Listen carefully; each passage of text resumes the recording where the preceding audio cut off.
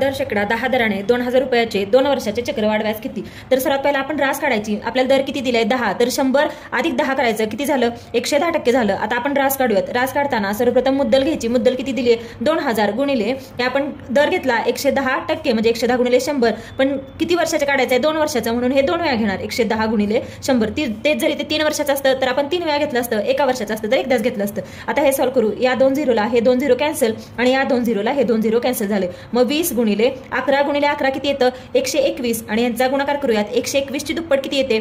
तर 2400.